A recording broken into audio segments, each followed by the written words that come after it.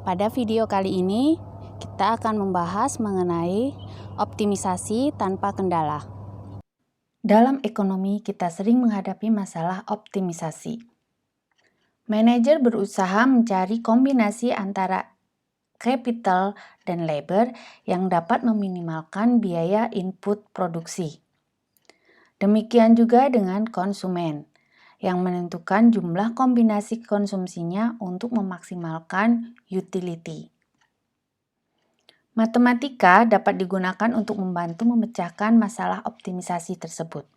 Sebuah fungsi dapat memiliki titik maksimum atau titik minimum. Pada grafik berikut, titik ini disebut sebagai titik maksimum. Secara matematis dapat kita tuliskan sebagai berikut.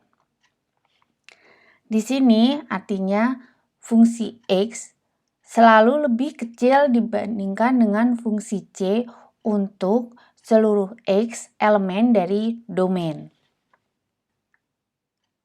Titik A ini disebut dengan maksimum value dari fungsi.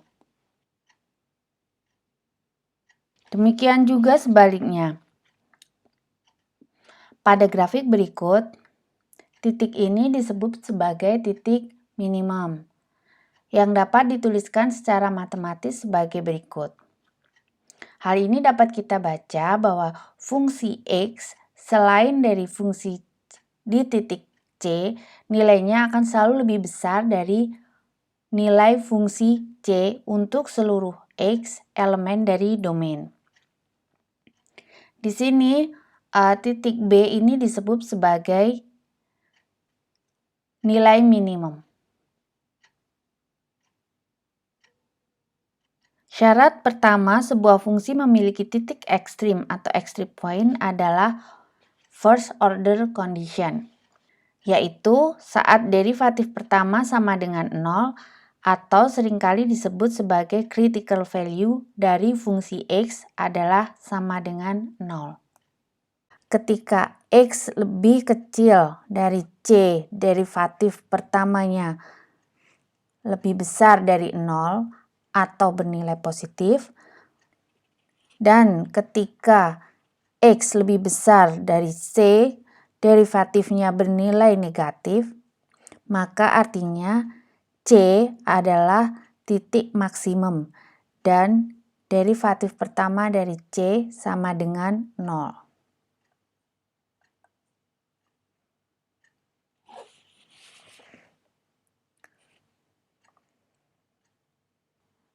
Apabila jika sebuah fungsi diferensiabel dan memiliki derivatif pertama sama dengan 0, maka fungsi tersebut memiliki extreme point.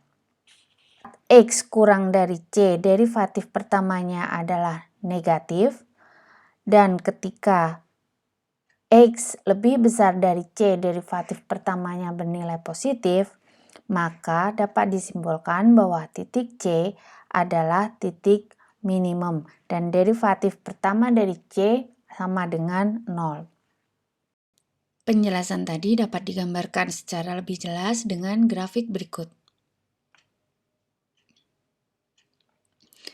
Untuk titik maksimum dapat kita lihat di sini, derivatifnya bernilai positif di sebelah kiri titik X2 dan negatif di sebelah kanan X2.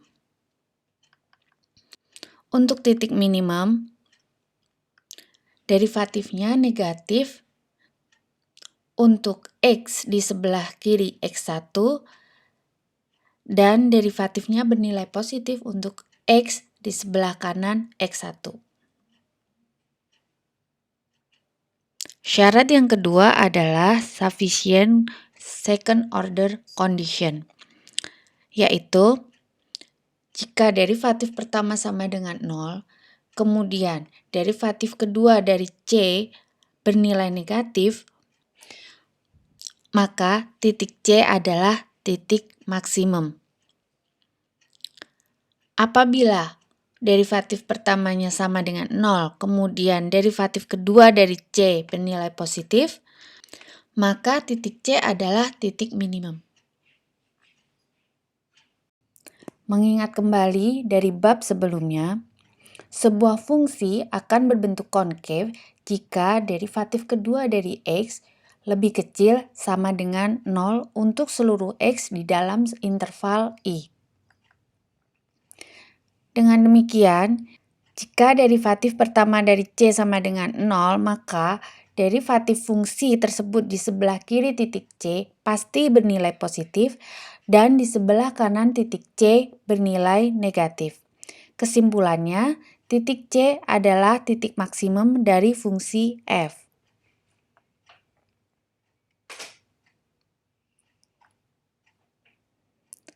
Demikian juga, sebuah fungsi akan berbentuk konveks jika derivatif kedua dari X bernilai lebih besar atau sama dengan 0 untuk seluruh X di dalam interval I.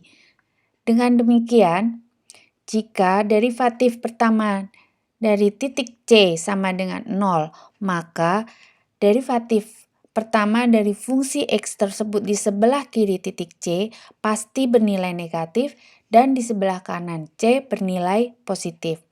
Kesimpulannya, titik X sama dengan C adalah titik minimum dari. Sampai jumpa.